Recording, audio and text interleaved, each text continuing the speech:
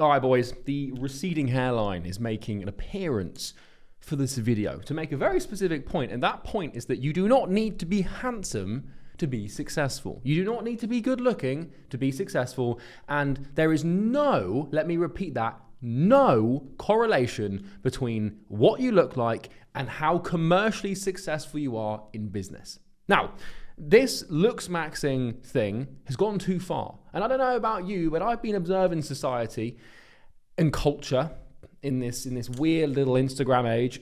And I've noticed that women are becoming men and men are becoming women. You noticing this as well? Like, you know, we took ourselves as men culturally to a pinnacle of masculinity. We idolized Andrew Tate, we idolized Tristan Tate, we idolized, you know, further extremes than James Bond, about as masculine as you can get.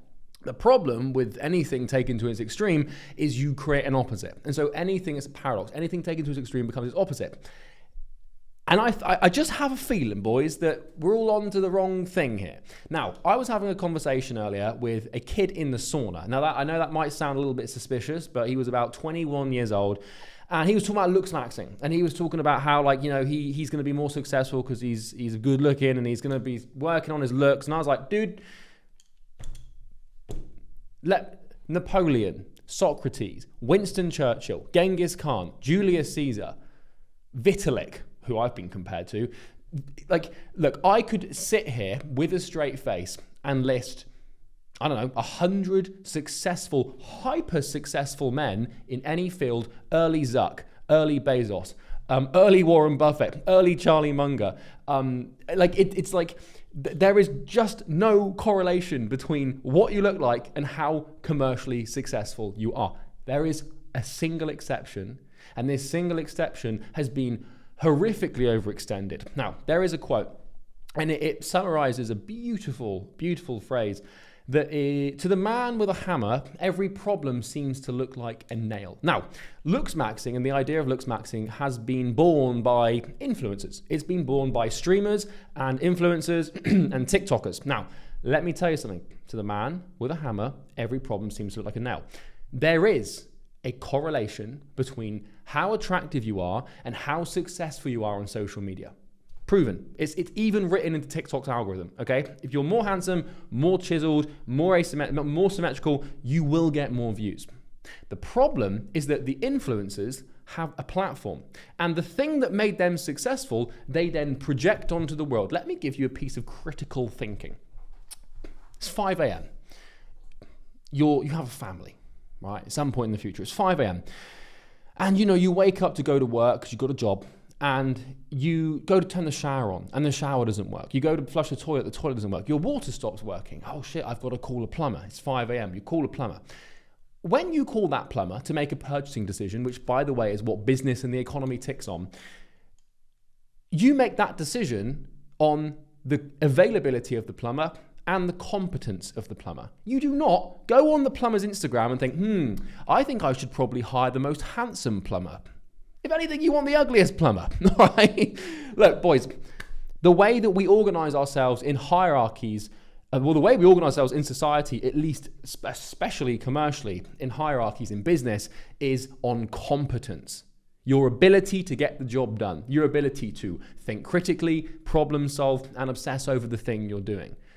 You might be like, yeah, but Mark Zuckerberg, he's taking care of his looks now. The only reason Mark Zuckerberg takes care of his looks now is because he's in the media. When your job is media, appearance becomes important. Have a look at Zuck when he made his first billion, his first 10 billion, his first 50 billion. Just a dude, just a nerdy looking dude. Elon Musk, he's not the most handsome guy in the world, to be fair. There's a lot of people that find him quite handsome, but, you know, that's up for debate. But my point here, gentlemen, is that if you are a influencer, if you are a streamer, if you are a TikToker, or your ambition is to build a social media presence, then being good looking is going to help you. But the problem is that the influencers that have discovered that now believe in their infinite wisdom and prowess of intellectualism that the same thing applies to every other area of life. It doesn't. Napoleon was one of the greatest conquerors and emperors to ever lived. He managed to get, he subdued the entirety of Europe. He was like 5'6", 5'5", and he wasn't that good looking. There's one portrait of him that depicts him looking very handsome. The rest of them, he was described as quite squat, not the best looking, and his wife cheated on him. So if you want to take it very far, he was not good looking and a cuck. And it's like, the problem is we really sort of put this divine masculinity on a pedestal. But the problem is that what you then do is you think that you have to be handsome to be successful, because your only perception of success comes from the pedestal of social media. You don't have a window or a paradigm or a perspective to see the world in any other way. The only thing you know about business is what you see on social media. You don't see the guy who owns Home Depot, who's worth, like, the company worth $300 billion, just a normal looking dude. Just a normal looking dude. Might have been a little more handsome than the next guy, but he wasn't like some, mogging Chad. Now, it's just it doesn't take much. It doesn't take much more than a modicum of critical thinking to realize this. And look, I don't care if you want to do your Looksmaxxing. I don't care if you want to hit your face with a hammer. I don't care if you want to pencil your eyebrows or wear eyeliner or whatever. The point at which I care for you is when you start thinking that those behaviors in any way, shape or form correlate to more success in business.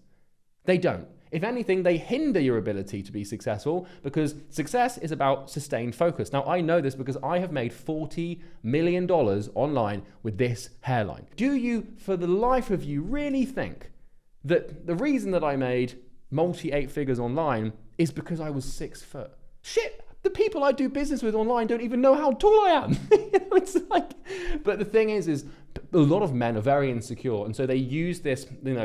Nietzsche said this: God is dead, and now we cling on to these ideals, right? And one ideal is looking good. It's this buoy in the ocean of chaos that is life, and you can grab onto it. And as long as, at least if I look good, I've got something together. And so when you challenge that, and you'll see this in the comments, if you want to scroll down and have a look, it'll be a whale of a time. When you challenge someone's insecurities or you poke them, people don't like to be poked in the insecurities like this. It's ridiculous. And so what they'll do is, because they value success and because they value, commercial gain, i.e. getting rich, and that's one of the central Polaris stars in their life, one of the main things they want to achieve, but at the same time, they're also insecure about their looks, or they feel like they're very low down the social hierarchy. They fuse the two together, and nothing could be further from the truth. The reason I'm successful is because I worked incredibly hard, got really good at something, and figured out how to sell things to people for less than it cost me to sell it to them and make it. You don't need to be handsome to do that. Now, if you want to be a streamer, if you want to be an influencer, maybe we can have a conversation about that. And there's definitely a relationship. But this whole thing, but the halo effect, it's like, come on, man, really? Go and look at go to the Forbes rich list right now and look at the richest self-made men in the world and tell me, do you see a genuine cause and effect? Because if this was true, and if it was true that in order to be successful, you have to be handsome, or that being handsome is correlated with success, then the richest people in the world would be the most handsome. Is that not true? Can we not extend it that far? But instead we just worship a projection from influencers and streamers. And look, I'm not saying that it's a bad thing to work on your looks. I'm just saying that don't use that as a proxy for the reason you're not successful. And this, I will leave you with this in closing.